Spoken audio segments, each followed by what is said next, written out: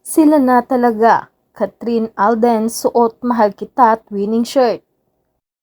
Napuno ng kilig ang online world na kumalat sa social media ang mga magkatabing photo ni Kathryn Bernardo at Alden Richards na suot-suot ang mga magkaparehong t-shirts.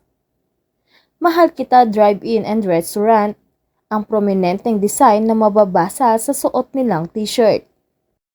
Sigaw ng netizens. Ito ba ang gustong sabihin ni na Alden at Kat sa isa't isa? O coincidence lang na ipinasuot sa dalawa ng kani-kanilang stylist? Komento nga ng kinikilig na Katden fans, the other way of saying I love you by showing instead of telling to each other. Kayo na ba talaga, Tisoy and Queen Kat? Coincidence lang ba to? Ay yung nilike ni Kat yung magazine cover post ni Alden where he talk about wanting to keep whatever is happening between them. Kilig much. Twinning ang Kat din sa Mahal Kita shirt. Mahal din namin kayo. Sa sobrang kilig ng mga fans, super excited na silang makita ang mga idolo sa awards night ng Box Office King and Queen ng Guillermo Mendoza Memorial Scholarship Foundation.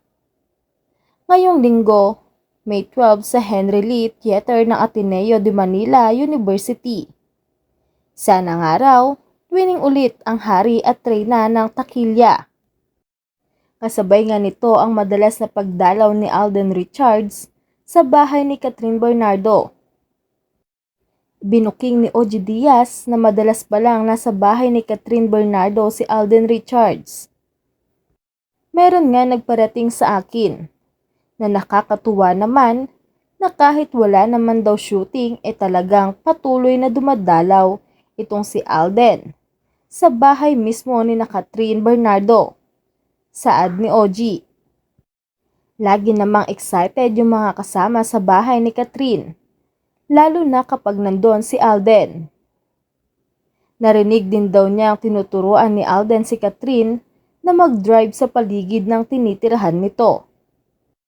Matatandaan ngang sinabi rin ng source ni OG kamakailan na kumpirmadong nanliligaw na raw kay Kathryn si Alden at botong-boto ang pamilya ng aktres dito. Lahat na daw kasi ng gusto nila para sa isang lalaki na mamahalin ni Kathryn ay nakay Alden na. Ang cute lang na tinuturuan ni Alden si Kathryn, wika pa ng talent manager at showbiz reporter.